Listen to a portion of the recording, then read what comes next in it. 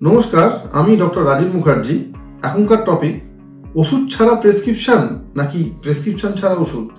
কি কথাটা খুব ভুলে যাচ্ছে মাথা? না, সেরকম না। ওষুধ ছাড়া প্রেসক্রিপশন মানে আমাদের ধারণাই থাকে যে একটা প্রেসক্রিপশন মানে তার মধ্যে ওষুধ থাকতেই হবে, একটা হলেও ওষুধ ছাড়তে হবে। এই ধারণা থেকে আমাদের একটু বেরিয়ে আসতে হবে। অর্থাৎ আমাদের একটা প্রেসক্রিপশন এরকম হতেই পারে যেখানে কোনো ওষুধ লেখা নেই, অর্থাৎ সেই ব্যক্তির কোনো ওষুধের প্রয়োজনই নেই।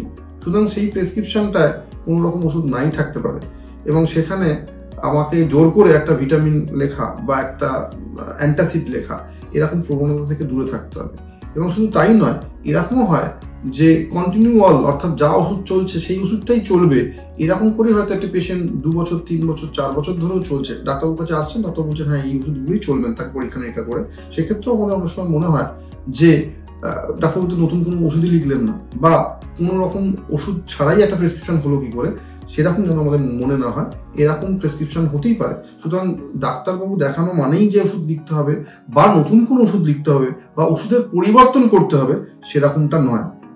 এর বিপরীতে আসি যে প্রেসক্রিপশন ছাড়া ওষুধ, অর্থাৎ আমরা মাঝে মাঝে কি করি, পাড়ার দোকানে চলে যাই, গিয়ে আমাদের সিমটম বলি আর ওষুধ কিনে নিয়ে চলে আসি।